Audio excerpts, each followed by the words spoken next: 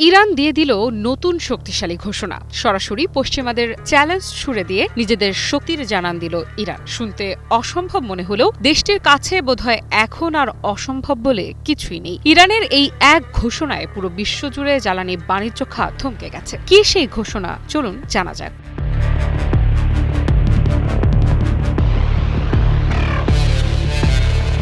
Hormuz প্রণালী বিশ্বের সবচেয়ে গুরুত্বপূর্ণ সমুদ্র পথগুলোর একটি। প্রতিদিন কোটি কোটি ডলারের তেল ও পণ্যবাহী জাহাজ এই পথ দিয়ে যাতায়াত করে। কিন্তু যদি কোনো দেশ ঘোষণা দেয় আমাদের অনুমতি ছাড়া এখানে কোনো জাহাজ প্রবেশ করতে পারবে না, শুনতে অবিশ্বাস্য লাগলেও ঠিক এমন দাবি করেছে ইরান। আর এই ঘোষণার পর নতুন করে প্রশ্ন উঠেছে, মধ্যপ্রাচ্যে কি আবারও শক্তির নতুন অধ্যায় শুরু হতে যাচ্ছে?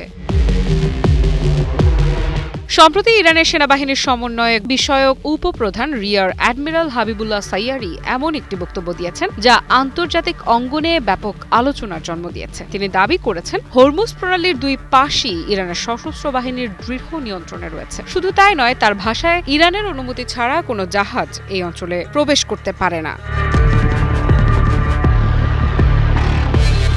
এটি নিছক কোনো সামরিক বক্তব্য নয়, কারণ হরমুজ প্রণালী এমন একটি পথ যার সঙ্গে জড়িয়ে আছে বিশ্ব অর্থনীতি, জ্বালানি নিরাপত্তা এবং মধ্যপ্রাচ্যের ভূ রাজনীতি। ফলে ইরানের এমন আত্মবিশ্বাসী ঘোষণা স্বাভাবিকভাবেই সবার নজর কাটছে। কিন্তু এখানেই শেষ নয়। সাইয়ারি তার বক্তব্যে স্মরণ করেছেন ডেনা ডেস্ট্রয়ারের সেই ইরানি নৌসেনাদের যারা যুক্তরাষ্ট্রের হামলায় প্রাণ হারিয়েছেন বলে তেহরানের দাবি। তার ভাষ্য অনুযায়ী জাহাজটি কোনো যুদ্ধ মিশনে ছিল না, বরং একটি শান্তি, বন্ধুত্ব এবং প্রশিক্ষণমূলক একটি অভিযানে অংশ নিয়েছিল। অথচ শ্রীলঙ্কার উপকূলের কাছে সেটি হামলার শিকার হয়। ইরানি এই কমান্ডার আরও দাবি করেন, ওই ঘটনায় ১০৪ জন সেনা সদস্য নিহত হয়েছেন। তিনি প্রশ্ন তোলেন, মানবাধিকার সংস্থা বা আন্তর্জাতিক প্রতিষ্ঠানগুলো কেন এ বিষয়ে নীরব? একই সঙ্গে তিনি স্পষ্ট ভাষায় বলেন, নিহত সেনাদের রক্তের প্রতিশোধ নেওয়া হবে। ইরান এখন শুধু ক্ষেপণাস্ত্র নয়, ড্রোন শক্তিকেও তাদের অন্যতম প্রধান অস্ত্র হিসেবে দেখছে। সাইয়ারির মতে, ইরানের সেনাবাহিনী এবং আইআরজিসি এমন পর্যায়ে পৌঁছেছে যে কঠিন পরিস্থিতিতেও অল্প সময়ের মধ্যে বিপুল সংখ্যক ড্রোন প্রস্তুত করে মোতায়েন করা সম্ভব। তিনি দাবি করেন, ইরানের ড্রোন প্রযুক্তি দ্রুত উন্নত হচ্ছে এবং উৎপাদন সক্ষমতাও ক্রমাগত বাড়ছে। প্রশ্ন হচ্ছে, কেন ইরান বারবার ড্রোনের কথা বলছে? কারণ সাম্প্রতিক বছরগুলোতে যুদ্ধের চেহারা বদলে গেছে। এখন শুধু যুদ্ধবিমান বা যুদ্ধ জাহাজ নয়, সস্তা কিন্তু অত্যন্ত কার্যকর ড্রোনও যুদ্ধের ফলাফল বদলে দিতে পারে। আর ইরান মনে করছে এই ক্ষেত্রেই তারা নিজেদের একটি বড় শক্তি হিসেবে প্রতিষ্ঠা করতে পেরেছে।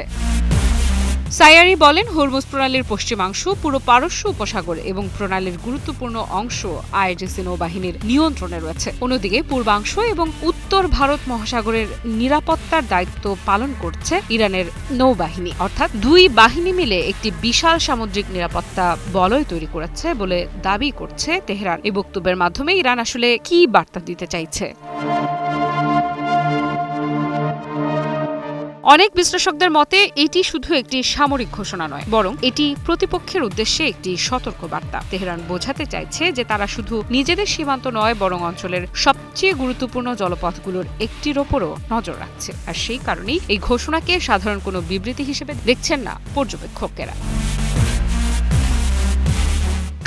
আমাদের উঠে দাঁড়াতে হবে।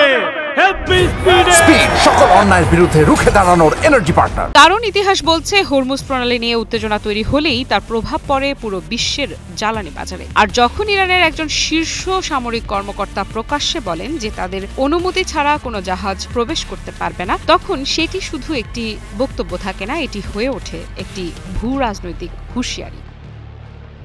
আফরিদা ইফরাত, নিউজ 24।